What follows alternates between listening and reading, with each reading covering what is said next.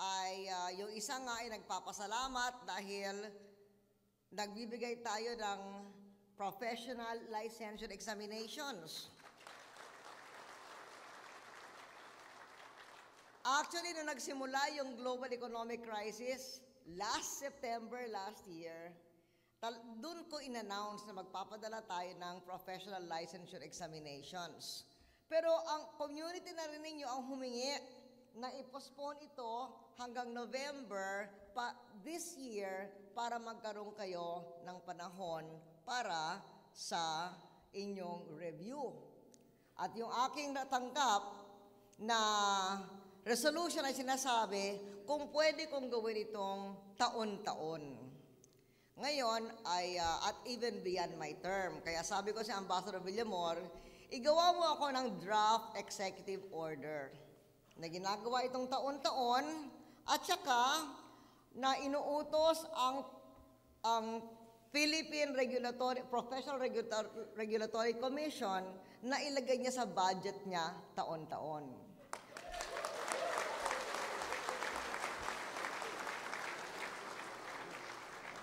Yung isang resolution naman ay hinihingi ang Embassy on Wheels.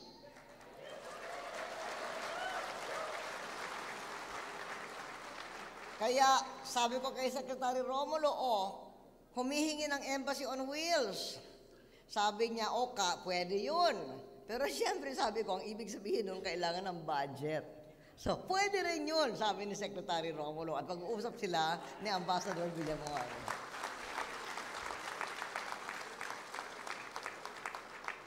Dahil ang Saudi Arabia ang pinakamalaking overseas Filipino worker community sa buong mundo, ay talagang number 1 agenda kayo parate pag nagbibisita dito.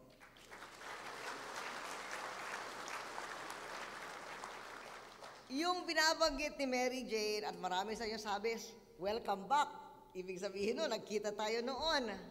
Yung pagbisita ko dito sa Alcobar, Damam at saka sa Daran ay bahagi noon ng aking state visit na ginawa sa Saudi Arabia. At doon sa state visit na yon, palagay ko ang pinaka-importanting nagawa ko ay yung hari ay nagbigay ng amnesty sa 700 na mga OFW na nasa loob ng kulungan.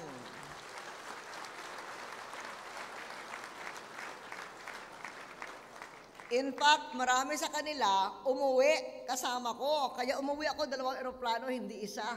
Dahil yung isang eroplano, yung punong-puno ng overseas Filipino workers. Merong iba, alam naman nyo naman ang batas dito, di ba? May public crime, may private crime.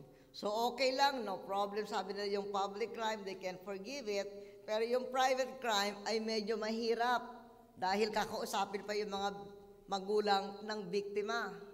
Yun naman ang isang malaking ipinagpasalamat ko kay Prince Muhammad, yung gobernador ng Eastern Province.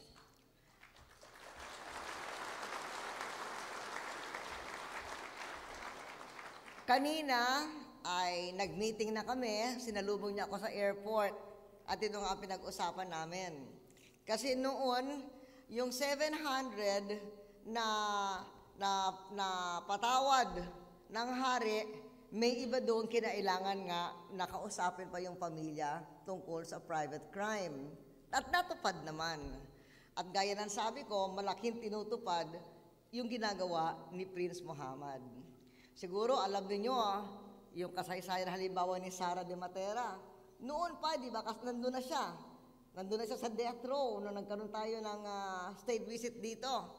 Pero ang mabigat, yung patawad ng pamilya ng biktima. At si Prince Muhammad ang nagsikap na kumbinsihin yung kanilang kamag-anak, pamilya, at sa wakas nakauwi na rin siya, napatawad na rin. Di ba, Ricoy? At hindi lang yun ang ginawa ni Prince Muhammad, in-institutionalize na niya ito. gumawa siya ng Reconciliation Committee. Malaking tulong yung tinayo ni Prince Governor ng Reconciliation Committee composed of outstanding religious men to help persuade the families of murder victims in the Eastern Province to forgive the perpetrators. At sabi nga niya sa akin, sa nakikita niya, at least so far naman, meron silang 80% batting average. So masayang masaya siya. At I hope you don't mind, sa inyong pangalan ninyong lahat, ako ay nagpasalamat sa kanya, sa kanyang binigay.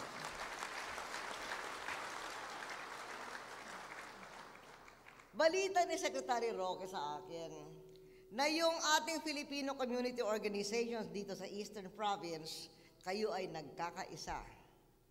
At kayo ay laging handang tumulong sa mga programa at serbisyo ng Embahada at ng Polo. Maraming salamat sa inyong tulong sa ating pamalaan.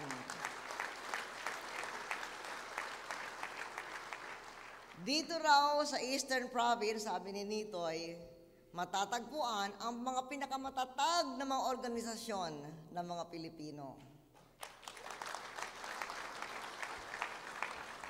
Sabi niya, buong taon, hindi ba Nitoy? Buong taon, meron kayong mga proyekto. At higit sa lahat, itong mga proyekto ay sumusuporta sa ating mga programa ng administrasyon. Kaya maraming salamat sa inyong malasakit para sa inyong pamilya, inyong trabaho, at inyong bansa.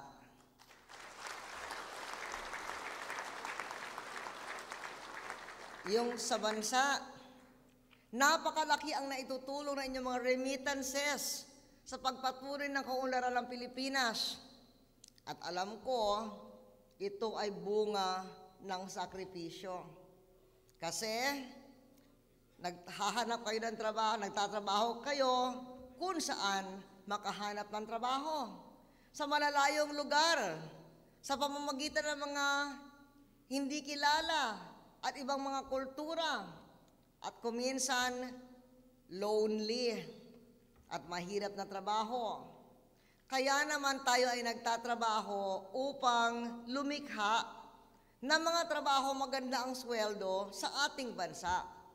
Para sa ganon, yung mag-iiba yung dagat ay magiging career choice lamang at hindi only choice para sa isang masipag na Pilipino.